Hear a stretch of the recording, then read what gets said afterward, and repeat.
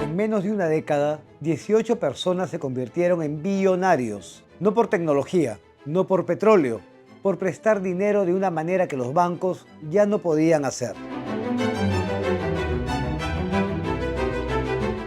Durante años, alcanzar una fortuna de este nivel era el resultado de décadas de construcción, imperios industriales, herencias familiares, gigantes tecnológicos. El camino hacia los 1.000 millones solía ser largo, lento y reservado para muy pocos. Pero algo cambió. En menos de 10 años, 18 ejecutivos lograron entrar a esa lista. Bloomberg documentó el caso. Juntos acumulan más de 61.000 millones de dólares en patrimonio. Sus nombres están detrás de firmas como Ares Management, Apollo, Blue Owl y BlackRock. Y su negocio fue otro: prestar capital directamente a empresas cuando el sistema bancario tradicional dejó de poder hacerlo. Ahí aparece el verdadero protagonista de esta historia: el crédito privado. En 2020, esta industria gestionaba 2 billones de dólares a nivel global.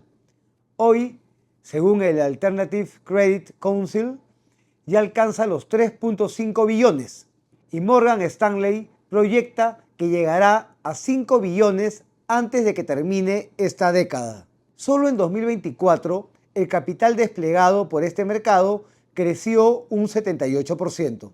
Esto no es una tendencia emergente, es una reconfiguración estructural de cómo circula el dinero en el mundo. Lo que antes parecía exclusivo de fondos institucionales, hoy también está rediseñando la manera en que se construye patrimonio. Porque cuando el sistema cambia, también cambia la forma de invertir. Y entenderlo ya no es opcional. Esto es In Perspective. La historia comienza, como tantas otras, en 2008. La crisis financiera global no solo destruyó capital, rediseñó las reglas del juego. Dodd-Frank en Estados Unidos, Basilea III a nivel global, requerimientos de capital más exigentes, activos ponderados por riesgo, auditorías más severas. Los grandes bancos respondieron haciendo lo único que la regulación lo permitía: retirarse. Los préstamos a empresas medianas, a proyectos con estructuras no convencionales, a prestatarios fuera del molde del grado de inversión, se volvieron demasiado costosos de sostener en un balance bancario. La banca no desapareció del crédito, simplemente subió el umbral de entrada. Y el mercado, como siempre, aborreció ese vacío. Lo que vino después fue una de las migraciones de capital más significativas de las últimas décadas.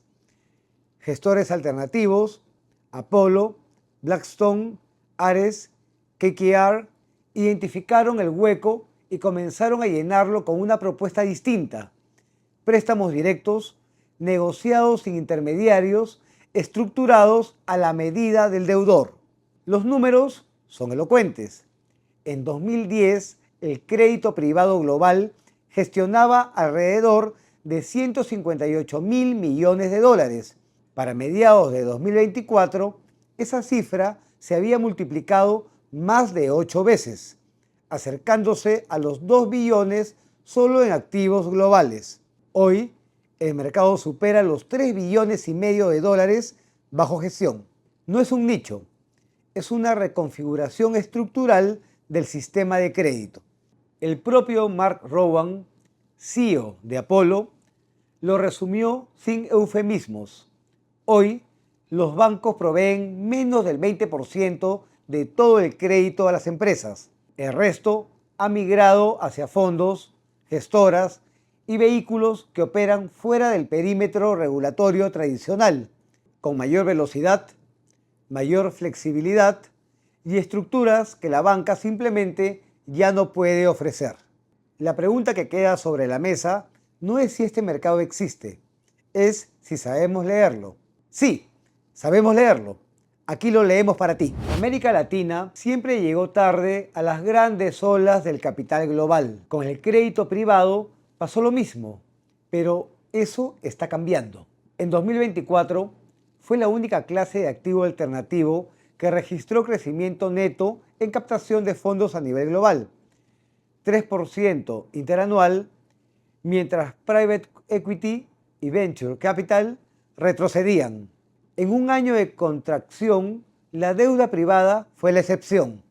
En la región, el mapa de inversores para 2025 ya identifica más de 40 fondos activos en México, Brasil, Colombia, Chile y Argentina. En 2022, el financiamiento de crédito privado en América Latina alcanzó 1.300 millones de dólares, un máximo histórico. La lógica es simple. La banca retrocedió, el crédito se encareció y los gestores alternativos ocuparon ese espacio. La diferencia en Latinoamérica es el punto de partida. Mercados más delgados, menos institucionalización y una demanda de financiamiento históricamente atrapada entre el banco y la informalidad.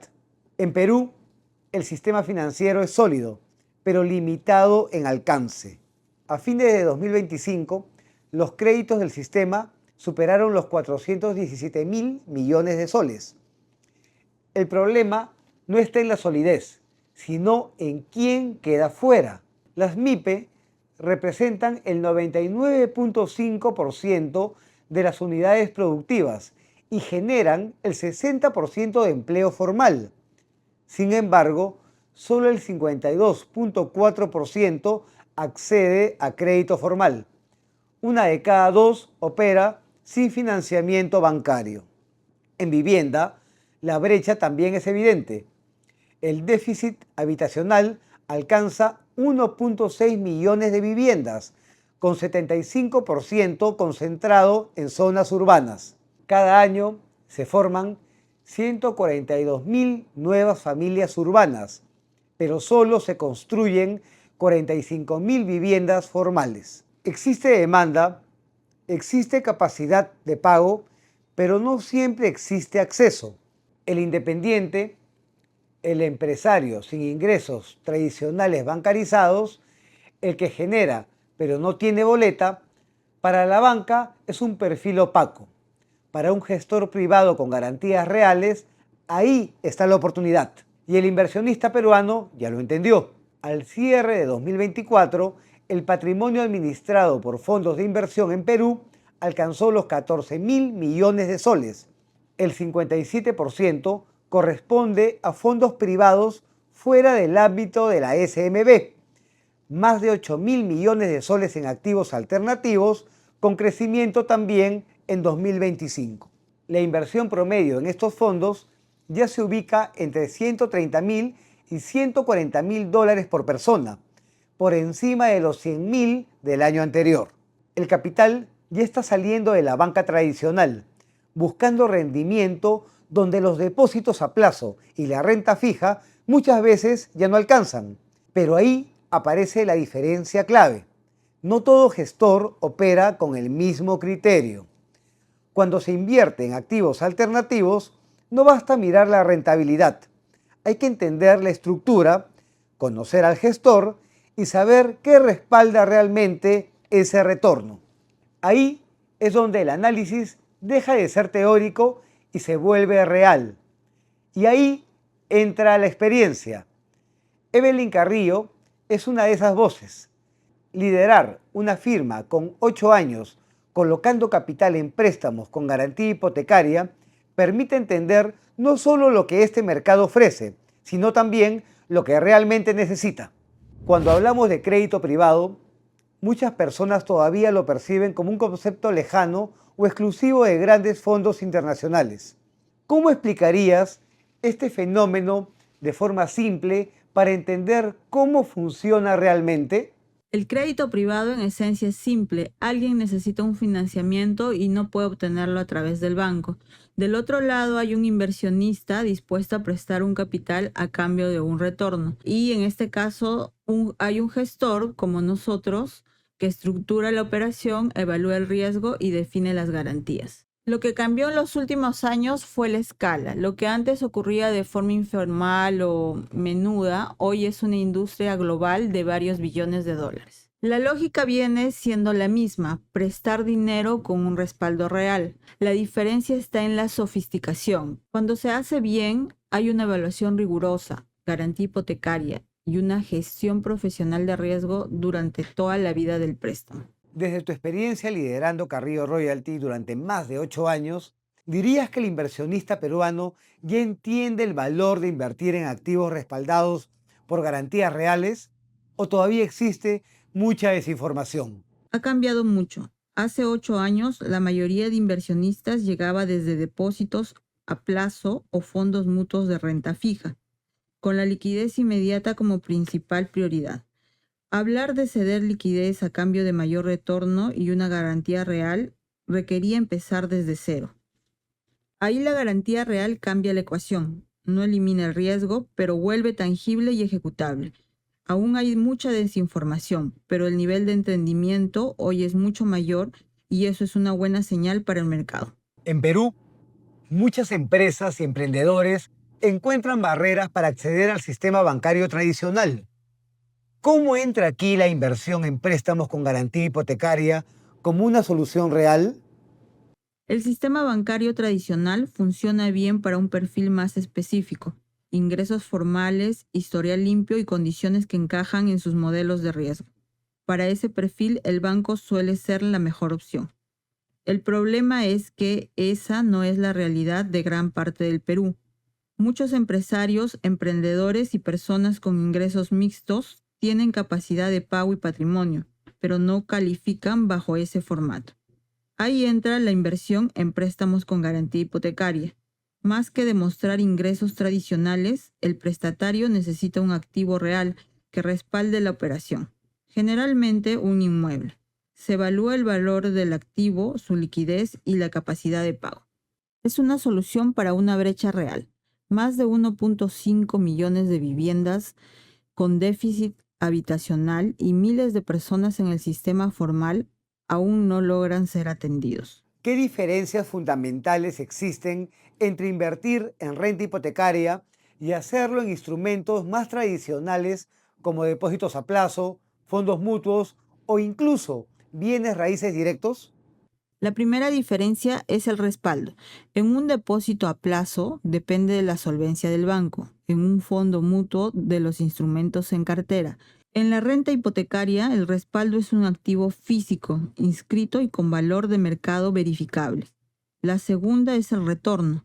Los depósitos a plazo fijos suelen rendir entre 4 a 6% anual en soles y los fondos de renta fija en rangos similares. La renta hipotecaria puede ofrecer retornos mayores porque incorpora una prima por y liquidez y por la complejidad de estructurar la operación. Y la tercera es la eficiencia. En bienes raíces directos, el inversionista gestiona mantenimiento, inquilinos e impuestos. En renta hipotecaria no administra el inmueble, sino el crédito respaldado por ese inmueble, recibiendo un flujo sin la carga operativa de ser el propietario. Desde la perspectiva del patrimonio de largo plazo, ¿por qué consideras que este tipo de inversión debería formar parte de una estrategia de diversificación inteligente? Porque diversificar no es tener muchos instrumentos, sino tener activos que reaccionen distinto ante el mismo escenario. Acciones, bonos y depósitos pueden parecer variados, pero siguen expuestos a las mismas condiciones variables: tasas, liquidez y ciclos económicos. Cuando el mercado se contrae, suelen moverse en la misma dirección. La renta hipotecaria respaldada por activos reales depende menos de eso. Su retorno no está atacado a la bolsa ni al corto plazo de la política monetaria, sino a la calidad del activo y cómo se estructuró la operación.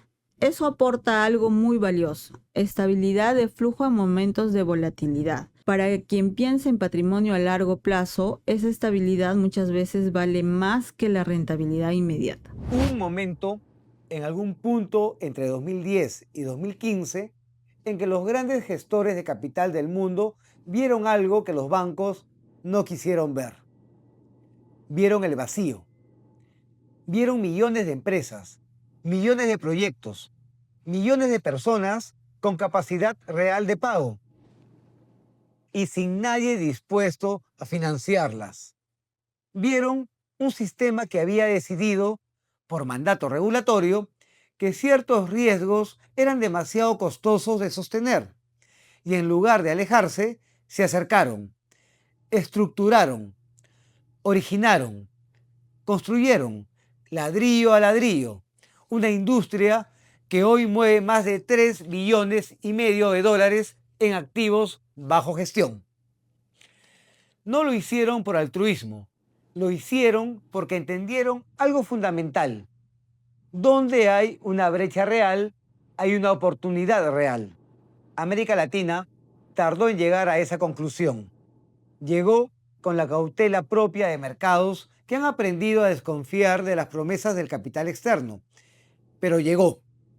Y el Perú, con su déficit habitacional documentado, con su 1,5 millones de familias sin acceso al mercado formal, con sus miles de empresarios que generan riqueza real fuera del radar bancario, el Perú tiene hoy todas las condiciones para que este modelo no sea una importación tardía de una tendencia global. Puede ser algo propio, algo construido desde adentro, con criterio local, con garantías reales, con gestores que conocen el activo que respalda cada operación. La historia del crédito privado no es la historia de los billonarios que describimos al inicio de este análisis. Esa es solo la parte más visible, la más fotogénica. La historia real es más silenciosa. Es la del capital que llegó donde los bancos decidieron no llegar.